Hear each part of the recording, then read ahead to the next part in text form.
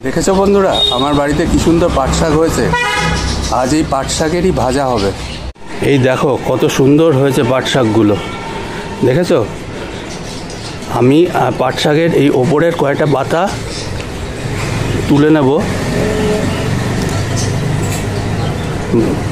ভাজা করার জন্য।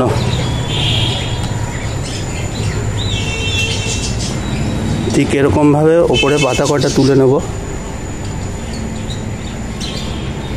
এই যে এই পাতাগুলো ভাজা হবে, চলো তাহলে দেখা যাক। এখানে আমি পাট পাতাগুলোকে ভালো করে ধুয়ে নেব, ঠিক এইভাবে।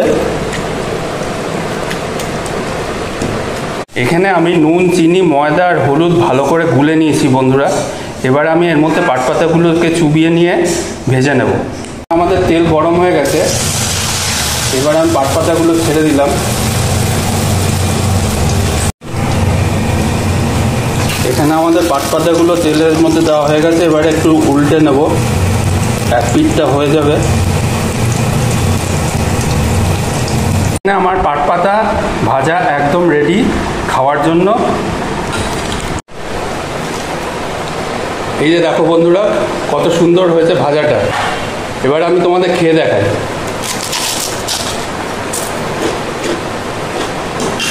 খুব মুচমুচে হয়েছে, দারুণ হয়েছে, খেতে খুব ভালো হয়েছে। তাহলে আজ এই পর্যন্তই, আবার পরের ভিডিও নিয়ে তোমাদের সামনে চলে আসবো। টাটা।